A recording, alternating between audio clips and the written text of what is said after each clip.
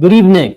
The Philippines commits to engage the bloc and China in diplomacy and mutually beneficial cooperation in the South China Sea while asserting the country's rights in disputed waters. During the 28th ASEAN-China Summit on Tuesday, October 28, President Bongbong Marcos emphasizes that the Philippines' cooperation with China and the Association of Southeast Asian Nations can't exist alongside coercion. Marcos uses the 47th ASEAN Summit and related summits to deliver fresh criticisms against China yet again on its relentless aggression in the West Philippine Sea.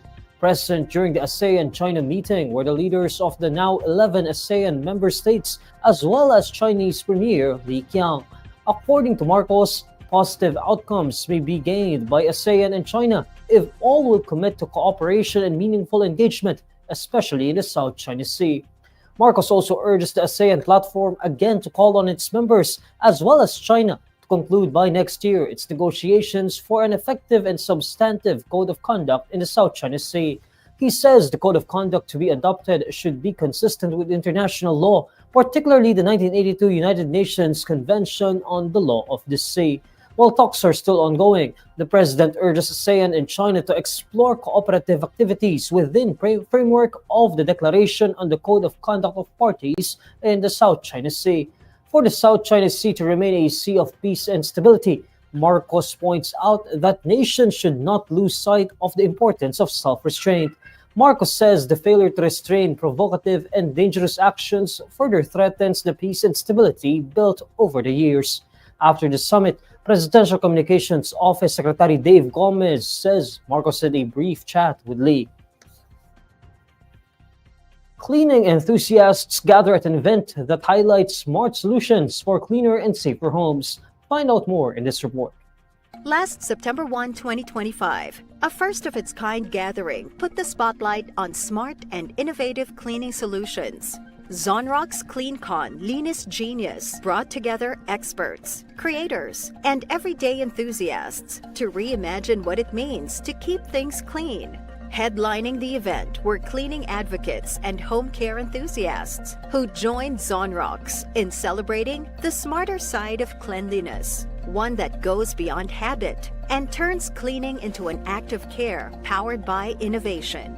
Guests explored interactive booths that showcased the brand's unique variants, from gentle to color-safe solutions, each designed to make cleaning safer and more effective.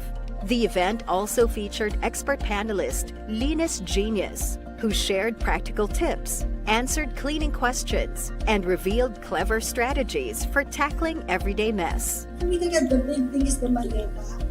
So I will recommend using something like this, like spraying it, yes, even the wheels. Kasi di ba dinadrag natin yan sa airports, sa country. Tsaka I think very timely rin pag-usapan, mga baha ngayon. Pag nabaha yung lugar mo, mag-stain agad yun eh. Kaya maganda, after baha, linis mo agad. Kaysa naman mag-retain ka kasi kumapit yung dumi. Together, the panel painted a bigger picture that cleanliness goes beyond daily chores and starts with the way we build, live, and care for our homes. The time kasi, nag-spend talaga kami time ng mga bisita ko talaga sa living area. So talagang make sure ko na mabango, malinis. Kaya ang ginagamit ko talaga dyan yung Zonrock's Multi-Clean. Ayan, kung alam niyo yun. So, tinatransfer ko siya sa spray bottle. So, spray lang yun and then wipe mo lang. Tapos, yun, malinis na siya agad.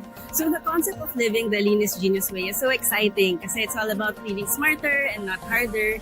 And with this first ever Zonrock's CleanCon, gusto namin ipakita na cleaning doesn't have to feel like a chore. So, it can be smart, it can be fun, it can be empowering. And from teaching time-saving laundry hacks and clever ways to disinfect, to offering products that keep every corner fresh and safe from disease-causing germs, Zonrocks helps reveal the leanest genius in every Filipino. So when you feel confident and in control of your space, cleaning becomes something that you want to do rather than something that you have to do. And as Filipinos continue to find new, innovative, and convenient ways of caring for their homes, Zonrocks remains a trusted partner in creating safe spaces for every family. Because in every clean and wipe, there's care. The Independent Commission for Infrastructure issues a new subpoena order to former Ako Bicol Party List Representative Zaldy Co as it continues to look into the massive corruption in government infrastructure projects. In a press briefing on Tuesday, October 28, ICI Executive Director Brian Hosaka says the fact-finding body has issued a new subpoena dated October 20 to Co's residential addresses in Pasig City and Bicol region. Hosaka says the former lawmaker is being summoned to appear before the commission on November 11 and 12 at 9 a.m. However, no other details on the new subpoena are currently available. This follows the first ICI directive to appear sent to the former lawmaker on October 8. The previous subpoena asked Co to testify on his alleged role as House Appropriations Panel Chair in the 19th Congress and as a founder of a construction firm linked to the flagged irregular flood mitigation projects. The first subpoena was shunned as Co's whereabouts remain unknown. In the initial subpoena, among the documents that Co needed to hand over to the ICI are reports, contracts, and records related to the projects. The subpoena also asked for proposals, feasibility studies, and master plans for public flood control projects that Co or the corporation where he and his family have beneficial interest. Senate President Pro Tempore Ping Lacson says the Department of Public Works and Highways diverted at least 50 billion pesos from unprogrammed appropriations in the 2024 budget for infrastructure projects. In a radio interview on Tuesday, October 28, Lacson says this figure includes 30 billion pesos for flood control works. Lacson says the appropriations were spread throughout several districts. He says this reflects how DPWH officials have grown complacent in disregarding the government's master plan for infrastructure projects. He points out that public funds were abused because of the collusion of some lawmakers and DPWH officials. Lacson stresses that the DPWH must end its practice of playing with public funds, particularly the substitution of projects. He notes that everything is itemized in the budget bill, but changes could amount to technical malversation. According to Lacson, the Senate will take a firm stance in removing around 42 billion pesos in appropriations for social assistance programs from the unprogrammed funds in the 2026 budget bill. He says that they will retain unprogrammed appropriations only for foreign-assisted projects.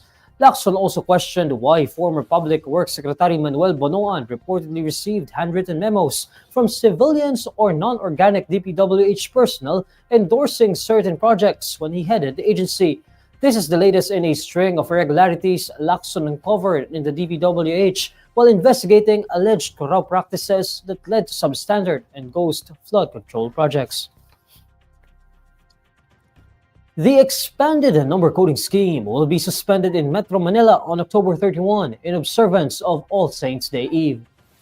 In a social media post, the Metropolitan Manila Development Authority explains that the number coding scheme is automatically suspended on official and special non-working holidays. October 31 is listed among the additional special non-working holidays for 2025 declared by Malacanang in October 2024. The MMDA also reminds the public to plan their trips and drive safely during the Undas break to avoid any road-related issues. The MMDA number coding scheme is implemented from 7 a.m. to 10 a.m. and 5 p.m. to 8 p.m. on weekdays except holidays. And these are the stories you need to know today. I'm Neil Mercado. Follow INQUIRER.net on Facebook, X, YouTube, TikTok, Instagram, and Reddit. For more stories, visit INQUIRER.net. Good evening.